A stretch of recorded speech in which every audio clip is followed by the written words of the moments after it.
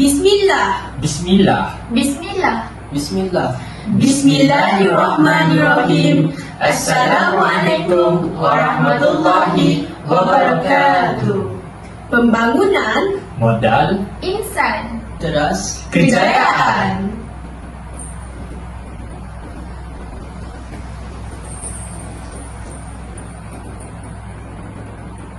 Bismillahirrahmanirrahim. Assalamualaikum warahmatullahi wabarakatuh. Salam ukhuwah dan salam kasih sayang. Hadirin sekalian, lahirnya rasa syukur dalam sanubari insan kedel ini kerana dengan izinnya kita dapat bertemu dalam arena forum kebangsaan bagi tahun 2024. Selamat datang, saya ucapkan. Saya, Alia Natasha binti Zulkifli, selaku pengurus di forum, akan mengemudi pentas bagi bersama-sama kita berdiskusi tentang suatu topik yang dapat memberi impak besar bagi setiap jiwa yang menghayati, iaitu pembangunan modal insan teras kejayaan. Sebelum kita menelusuri isu ini, marilah kita berbagi cerita menyatukan jalinan kata-kata indah sepanjang forum kita bersama ahli panel. Kata orang, tak kenal maka tak cinta. Jadi, ayo kita berkenalan dengan ahli panel kita pada hari ini. Baiklah, di sebelah kanan saya, orangnya yang diam-diam ubi berisi, yang bicaranya bahas baku dan pembahasan. Saudara Zarel bin Ajimat, selamat datang saudara. Apa khabar? Kabar baik, saudari moderator. Baik saudara. Seterusnya, ahli panel kedua kita, Awang Asra Adib Syah bin Awang Syarbini. Apa khabar saudara? Alhamdulillah, kabar baik Tuan Bosi. Dan tidak dilupakan yang di hujung sana, jiwa penyayang tetap tersemat dalam dirinya. Saudari Nur Batrisya Husna binti Lamat, apa khabar saudari? Baik, Alhamdulillah. Bagaimana pula dengan saudari pengerusi? Saya baik-baik saja, Alhamdulillah. Baiklah hadirin, selesai saja dengan salam perkenalan daripada kesemua ahli panel kita, kembali ke topik forum kita, iaitu pembangunan modal insan teras kejayaan. Hadirin sekalian, pembangunan modal insan kini semakin menjadi polemik hangat yang sering menyitir dari bibir ke bibir masyarakat pada masa sekarang. Hadirin, sebelum saya menyimpang isu ini dengan lebih jauh, izinkan saya menyingkap jendela diskusi forum kita dengan mengajukan soalan kepada saudari Husna. Saudari Husna, Ya, bolehkah saudari memberikan sedikit takrifan tentang tajuk kita pada hari ini dengan konteks yang lebih mudah difahami? Dipersilakan saudari. saudari pengerusi, menurut Kamus Dewan edisi keempat, modal bermaksud sesuatu yang digunakan untuk mencapai atau mendapatkan sesuatu yang lain, manakala insan bermaksud makhluk yang diciptakan oleh Allah Subhanahu wa Ta'ala yang penuh dengan segala macam keajaiban. Firman Allah dalam surah At-Tin ayat keempat, sesungguhnya kami telah menciptakan manusia dalam bentuk yang sebaik-baiknya dan berkelengkapan sesuai dengan keadaannya. Jadi, gabungan perkataan modal insan merujuk kepada sesuatu yang digunakan sebagai asas untuk pengembangan atau sesuatu yang dihajati oleh manusia. Asas yang dimaksudkan ialah personaliti yang unggul dan insan yang kita akan fokuskan dalam perbincangan kita pada hari ini adalah remaja kerana mereka merupakan aset negara. Mantan Presiden Indonesia Soekarno pernah mengatakan, beri aku 1000 orang tua Nescaya akan kucabut semeru dari akarnya. Beri aku 10 pemuda, nescaya akan kugoncang dunia. Kata-kata ini menunjukkan kepentingan modal insan dalam memperkasakan pembinaan personaliti unggul dalam kalangan remaja. Sekian, itu sahaja mukadimah daripada saya. Terima kasih Saudari Husna atas penjelasan yang begitu berkarisma. Sukar untuk saya menafikan kata-kata tokoh yang membuktikan bahawa setiap insan tidak kira muda atau tua jika mereka mempunyai keinginan dan berusaha dalam membina personaliti unggul pasti akan menghasilkan kejayaan. Oleh itu, remajahan inilah yang harus dititik beratkan agar mereka dapat menjadi pemimpin yang berkualiti masa hadapan. Seterusnya, mari kita lihat dari sudut pandangan yang lebih jauh dan mendalam tentang persediaan dalam membina personaliti unggul. Jadi, dipersilakan Saudara Zahir sebagai ahli penilaian pertama. Dipersilakan. Terima kasih saudari pengurusi. Antara persediaan yang boleh kita lakukan untuk membentuk model insan yang unggul adalah persediaan dari segi ilmu. Sebelum saya menerangkan secara lebih mendalam mengenai persediaan dari segi ilmu, izinkan saya menjelaskan sedikit pengertian ilmu berdasarkan Kamus Dewan Bahasa edisi keempat. Ilmu bermaksud pengetahuan dalam perkara dunia, akhirat, zahir dan batin. Secara amnya, ilmu merupakan cahaya yang membimbing langkah-langkah ke arah kemajuan dan kejayaan. Tambahan pula, ilmu bukanlah sekadar kumpulan fakta atau teori. Sebaliknya, ia merupakan sumber kebijaksanaan yang membolehkan kita menghadapi berbagai cabaran dalam kehidupan seharian. Dengan ilmu, seseorang dapat mengembangkan pemikiran yang kritis, kreativiti dalam melakukan sesuatu dan inovasi yang diperlukan bagi menghadapi pelbagai masalah yang dihadapi dalam kehidupan seharian. Selain daripada itu, ilmu juga merupakan tanggungjawab yang telah Selain daripada itu, ilmu juga merupakan amanah yang telah dipertanggungjawabkan oleh Rasulullah SAW. Buktinya, Rasulullah SAW telah bersabda, menuntut ilmu adalah wajib bagi setiap Muslim. Hadis riwayat Ibnu Majah. Oleh itu, tuntutlah ilmu bagi membentuk peribadi yang mulia. Persoalannya, ilmu apakah yang seseorang itu harus miliki bagi membentuk individu yang berpewatakan unggul? Antaranya adalah ilmu dari sudut agama. Hal ini demikian kerana dalam setiap agama sudah tentu terdapat pelbagai nilai murni yang boleh dijadikan teladan. Contohnya, kisah Nabi Yusuf alaihissalam yang dijauhkan dari ahli keluarganya dan dipenjara atas kesalahan yang tidak dilakukan oleh baginda. Namun begitu, baginda tetap bersabar dan tidak berputus asa kerana baginda percaya bahawa perancangan Allah SWT tidak pernah mengecewakan. Tuntasnya, persediaan dari segi ilmu merupakan persediaan yang harus dilakukan bagi membentuk model insan yang unggul.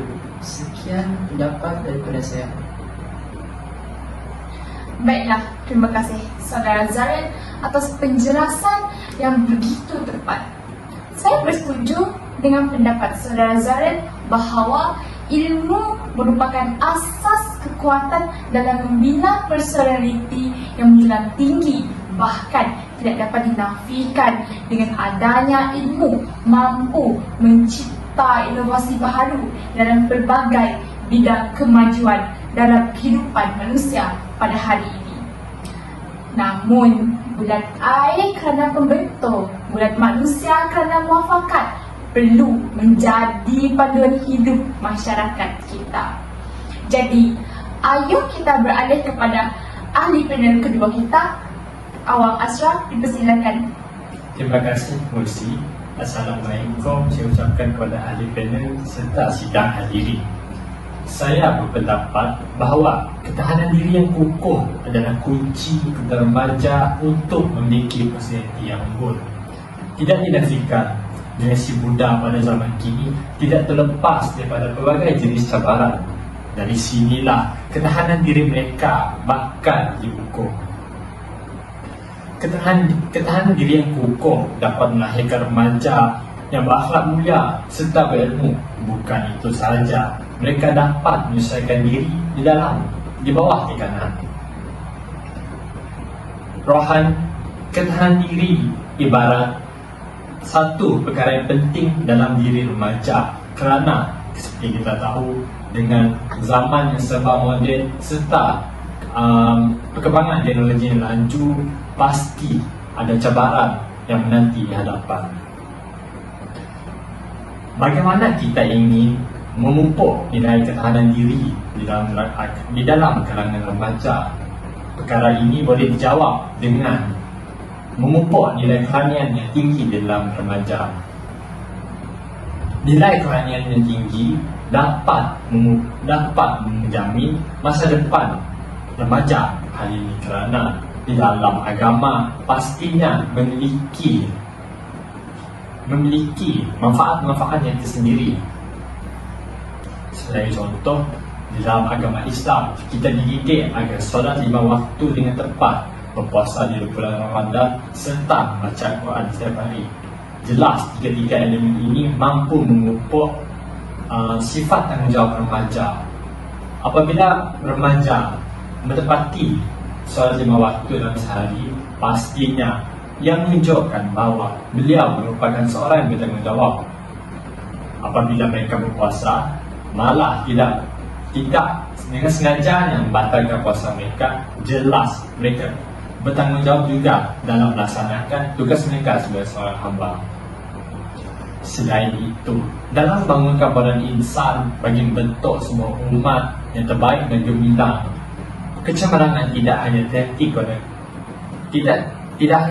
kepada kejenihan keranian, ianya malah perlu disimbangkan dengan kekuatan jasmani. Pembangunan jasmani melambangkan kekuatan yang terdapat pada badan insan. Aspek ini penting dalam memastikan tugas yang dipertanggungjawabkan dapat dilaksanakan dengan berkesan. Sekian, itu sahaja daripada saya, Tuan Pengerusi. Baiklah, terima kasih Saudara Ashraf atas penjelasan tersebut. Tanpa melengahkan masa, jadi ayo kita beralih kepada Saudari Husna untuk mengutarakan isu yang sama, iaitu persediaan membina personaliti unggul. Dipersilakan Saudari. Baiklah, pada pendapat saya sangat yakin bahawa sikap bertanggungjawab terhadap diri merupakan suatu sikap yang sangat penting dalam membina personaliti yang unggul. Sikap tanggungjawab ini dapat diwujudkan apabila kita menyayangi diri kita dan mengetahui harga diri kita. Orang-orang yang menyayangi diri mereka tidak akan melakukan perkara yang akan merosakkan diri. Mereka juga mampu bertahan dalam situasi yang mencabar kerana mereka sukakan cabaran dan pengajaran hidup yang diperolehi setelah mengatasi cabaran tersebut. Sahabat panel sekalian, hidup ini tak sentiasanya indah. Ada kalanya kita di atas, ada kalanya kita di bawah. Orang yang mempunyai rasa tanggungjawab terhadap diri tidak akan mudah mengalah ketika berada di posisi bawah. Ketabahan ini amat perlu kita sematkan dalam diri supaya kita tidak menjadi orang yang mudah berputus asa. Berputus asa sebelum mencapai matlamat yang diinginkan hanya akan merugikan diri di kemudian hari. Jika kita ingin mencontohi orang seperti ini, mulalah dengan melontarkan kata-kata yang positif terhadap diri, kerana kata-kata yang mulia dapat menerangi hati dan fikiran, bak cahaya yang menerangi kegelapan. Di samping itu, sikap bertanggungjawab terhadap diri membuatkan seseorang itu sentiasa ingin memperbaiki diri mereka. Hal ini disebabkan mereka ingin perlahan-lahan membina personaliti yang terbaik untuk memantapkan diri. Individu seperti ini juga lebih mudah disenangi oleh orang lain kerana memiliki suatu aura yang membuatkan mereka lebih menarik. Sebagai remaja, ayolah kita sama-sama sematkan sikap ini dalam diri agar dapat menjadi individu yang menonjol dan menunjukkan bahawa negara bakal menerima pemimpin yang boleh berdiri di atas kaki sendiri. Sayyidina Ali radhiyallahu anhu pernah berkata, jika kamu ingin melihat masa depan sesebuah negara, maka lihatlah pemudanya pada hari ini. Sekian itu sahaja pendapat saya. Baiklah, Saudari Husna. Dapat saya rumuskan di sini bahawa memiliki satu sifat tanggungjawab, maka dirinya tergolong menjadi pribadi yang memiliki kejujuran serta kepedulian yang tinggi. Kita tahu setiap penyakit pasti ada ubatnya dan semestinya setiap persediaan pasti ada cabarannya. Jadi, pasti menjadi tanda tanya para hadirin, apakah cabaran yang akan dihadapi ketika melakukan persediaan membina personaliti yang unggul dalam kalangan remaja pada hari ini. Seterusnya, kita beralih kepada Saudara Zarel bagi menjawab persoalan tersebut. Dipersilakan, Saudara. Terima kasih saudari pengurusi. Sama-sama. Pada pendapat saya, cabaran yang seringkali dihadapi oleh remaja untuk membina menjadi insan yang unggul adalah pengaruh rakan sebaya. Apabila kita mendengar mengenai pengaruh rakan sebaya, perkara pertama yang terlintas di fikiran adalah perilaku atau tingkah laku yang negatif. Memang tidak dapat dinafikan bahawa pengaruh rakan sebaya merupakan pengaruh yang paling kuat sehingga ia mampu mendorong seseorang remaja untuk melakukan sesuatu aktiviti.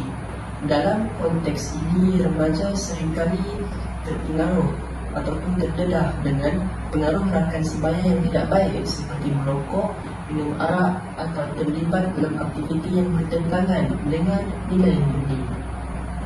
Cabaran ini memerlukan kekuatan dalaman yang tinggi bagi menolak tekanan tersebut. Justru adalah penting bagi remaja untuk mempunyai kepercayaan diri dan nilai-nilai yang kukuh agar mampu bersikap tegas dan tidak terpengaruh oleh rakan sebaya yang negatif. Selain itu, remaja juga diuji dengan pelbagai isu sosial dan emosi yang kompleks dalam hubungan dengan rakan sebaya. Contohnya, keinginan untuk diterima oleh kumpulan rakan-rakan dan tekanan untuk menyesuaikan diri dengan norma-norma sosial yang menjadi sumber cabaran yang besar. Dalam menghadapi cabaran ini, remaja hendaklah belajar untuk menjadi diri sendiri tanpa perlu mengorbankan nilai-nilai dan prinsip yang mereka fahami.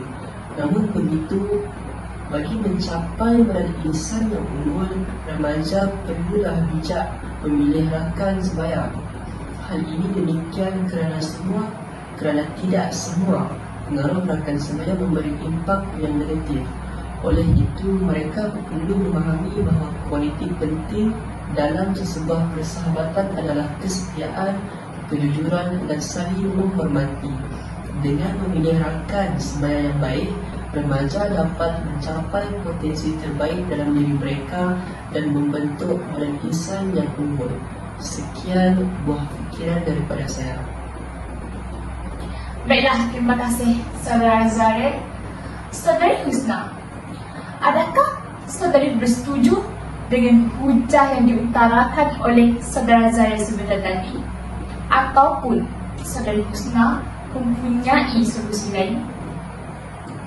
Terima kasih saudari pengerusi. Saya sangat bersetuju dengan solusi yang diberikan oleh saudara Zarel sebentar tadi. Namun, saya ingin membuat sedikit penambahan terhadap solusi yang diberikan sebentar tadi. Pengaruh rakan sebaya dapat dielakkan dengan menjauhi rakan kita yang berakhlak buruk, kerana orang yang kita berkawan dapat mencerminkan siapa diri kita.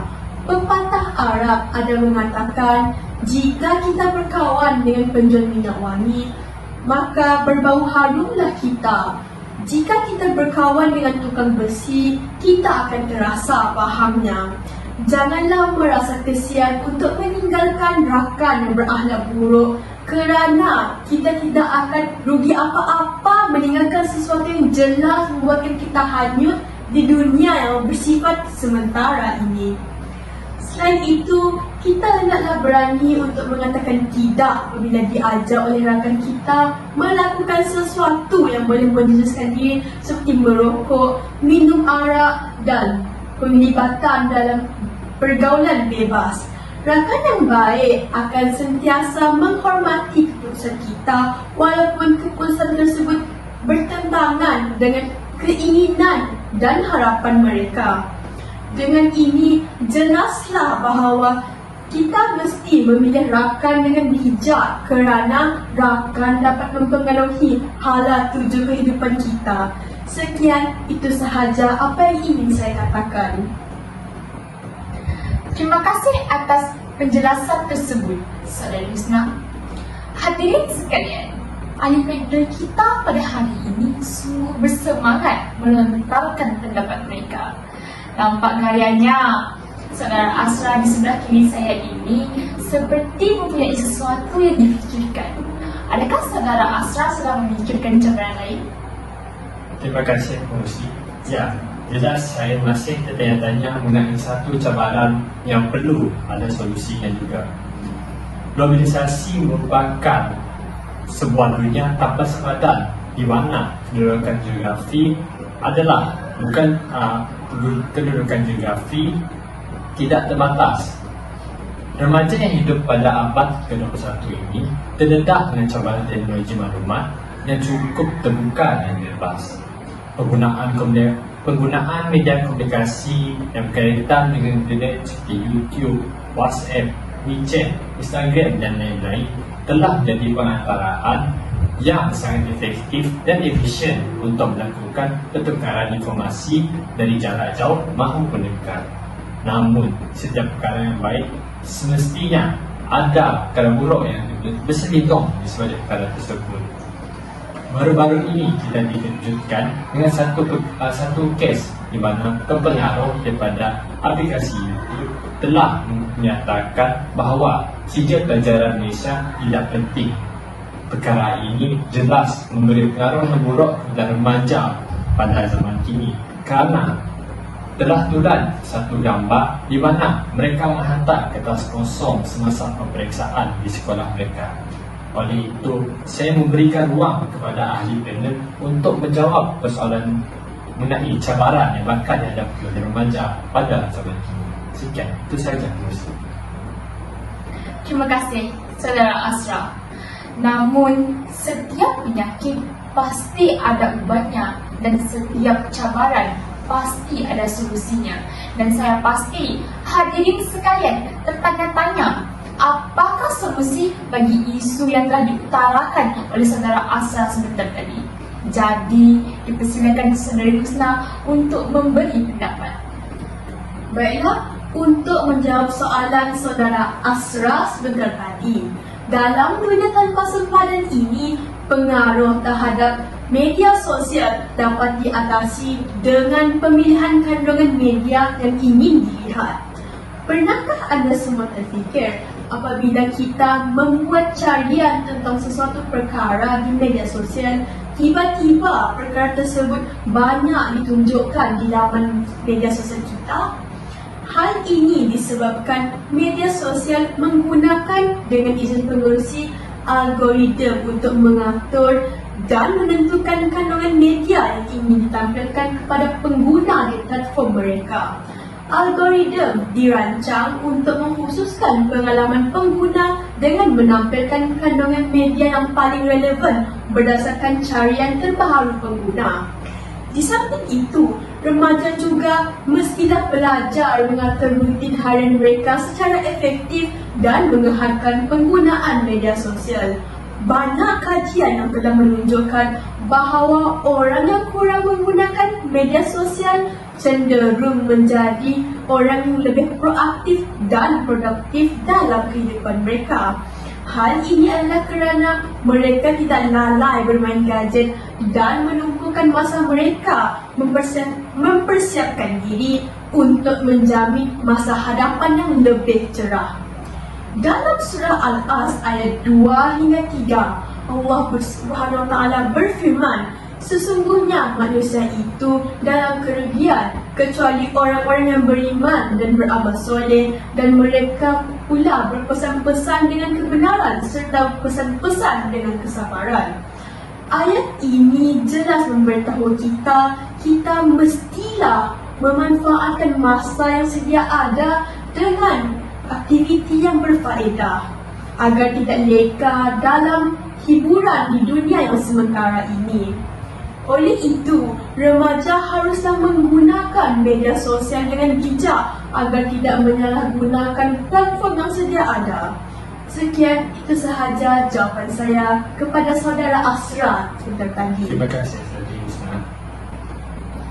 Baiklah hadirin, nampak gayanya masa amat mencemburi kita. Jadi, apa yang dapat saya simpulkan adalah untuk mempunyai pemimpin yang cemerlang, pemahaman dan penghayatan modal insan adalah penting untuk menjadikan negara sebagai kelas pertama. Hal ini kerana dalam konteks dunia sekarang, modal insan bermutu tinggi adalah satu keperluan dan bukan lagi satu kemewahan. Dengan memperkukuhkan kapasiti individu dalam berbagai aspek, terutamanya golongan remaja yang bakal menjadi pemimpin, diharapkan dapat mencapai kemajuan yang berterusan, keadilan sosial, meningkatkan produktiviti dan sekaligus menyumbang kepada kemakmuran dan keharmonian masyarakat. Hadirin sekalian, selagi hayat di kandung badan, ayuh semua, mari kita bersama-sama menabur dalam modal insan untuk mencapai masa depan yang lebih baik untuk semua. Terima kasih saya ucapkan kepada ahli-ahli panel dan semua kerana sudi bersama-sama berdiskusi pada hari ini. Saya sudahi dengan wabillahi taufiq wal hidayah. Wassalamualaikum warahmatullahi wabarakatuh.